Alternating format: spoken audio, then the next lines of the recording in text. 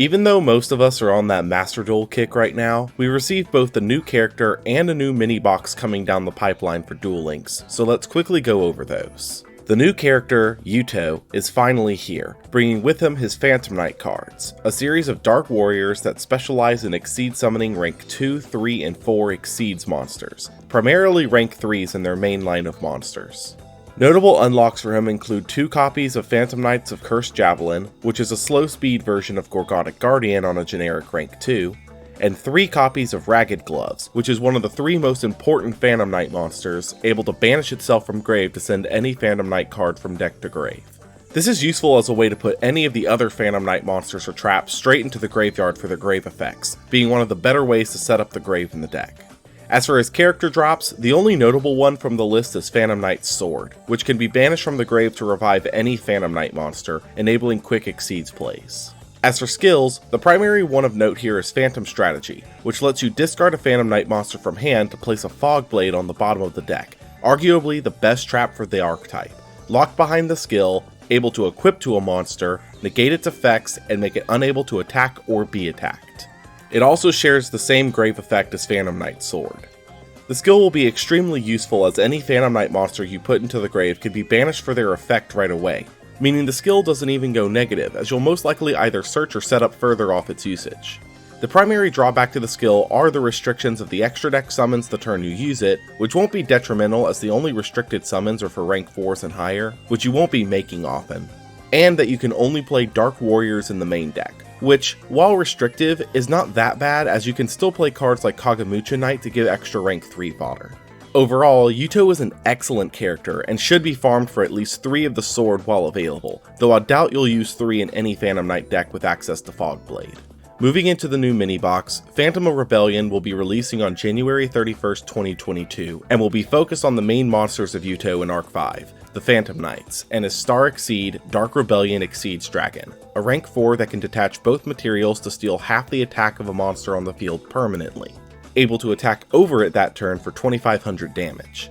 Immediate impressions of the monster is that it will see play similarly to Malevolent Sin, as it can remove a monster, gain attack, and deal solid damage like Sin, but can only affect face-up monsters, unlike Sin, which can affect any monster it can target. But Rebellion also permanently removes its target, while Sin only does temporarily. Which will see more play in the long run is up for debate, and realistically I feel Sin will see more play since it's usually there to end a game anyways, but Rebellion is still a solid card nonetheless. Get your 1 copy for your Exceeds toolbox. As for the Phantom Knights, the big 3 to talk about here are Ancient Cloak, which can be banished from grave to search a Phantom Knight monster, Silent Boots, which can special summon itself from hand if you control a Phantom Knight, and can banish itself from grave to search a Phantom Knight spell or trap, and the big Exceed, Breaksword, a rank 3 that can detach 1 to pop a card on each side of the field, floating on destruction into 2 Phantom Knights in grave, making them level 4, and locking you into dark monsters for the rest of the turn.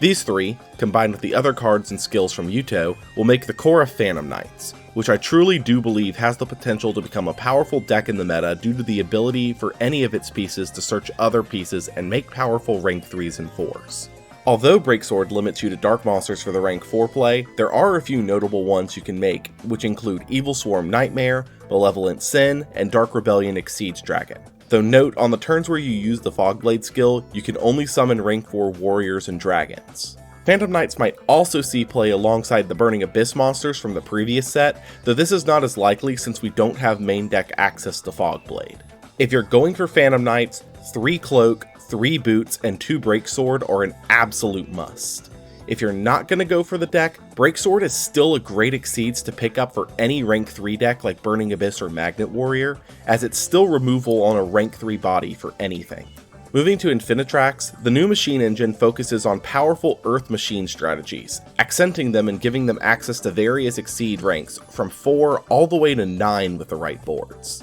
Anchor Drill special summons an Earth machine from hand on summon, able to combine its level with any other machine to make both the combined total, giving access to some high-level Exceeds lines. Harvester searches for an Infinitrax on summon and has the same level combining effect. Heavy Forward, which operates like a Tenki for the deck. Trencher and Drag Shovel can special summon themselves from hand by tributing an Earth machine, with Trencher able to banish itself from grave to summon an Infinitrax from grave, and Drag Shovel able to banish a machine from grave to search for spin turn. and Spin Turn, which swaps the battle position of an Earth machine you control to pop either a monster, spell, or trap the opponent controls based on what position the monster was in when activated. While I feel Infinitrax does have some serious potential, the primary issue the deck is going to face is that it feels more like an engine for other Earth machine decks rather than its own specific deck due to the lack of their archetypal Exceeds monsters, which were not released with them. As for impressions, I feel they have potential alongside decks like Karakuri and Machina, but not as their standalone deck. If you want them, go ahead and pick up 2 of each Anchor Drill, Harvester, and Heavy Forward, but I truly am unsure on this one. The Zephyr monsters also receive further support here, but realistically will not see play at all due to there being multiple decks that do its rank 8 game plan better, specifically Blue Eyes. The only card of note from them here is their boss monster, Galaxy Eyes Zephyr Dragon, a generic rank 8 that can detach 1 to steal an opponent's monster for the turn, make its attack 3000, and its name Galaxy Eyes Zephyr Dragon. While this effect is really powerful, it's debatable if it's better than the other rank 8 options like Heliopolis, though it has potential in the future to become far more powerful as there are Exceed monsters that can be summoned by overlaying them onto a Galaxy Eyes monster, meaning you could overlay them onto a stolen monster to keep it. If going in, go ahead and grab 1 copy for rank 8 decks and for future-proofing your collection. Finally, Zephyr is being introduced here, an archetype spanning multiple other archetypes with new pendulum monsters to add to their strategies. Their field spell, Oracle of Zephyr, while extremely powerful in a dedicated Zephyr deck, is just not workable as it currently sits due to Zephyr as an archetype not getting nearly enough support to be its own standalone deck. As for its pieces, the only 2 noteworthy ones here are Ritual Beast Tamer Zephyr Empilica and Zephraxi Treasure of the Yangzing. Zephyr Empilica can revive a Ritual Beast on normal summon, giving Ritual Beast essentially another Laura to use, and Zephraxi can make another Yangzing into a tuner the turn it was summoned from the deck, making new synchro lines possible for Yangzing decks. You'll probably get a couple of these while chasing other archetypes, so the only one you'd actually have to specifically look for, Oracle of Zephyr, is not currently worth it, though if you want it for a possible Zephyr deck in the future, go ahead and pick up 2 to 3 as it is critical for the deck if it does receive more support.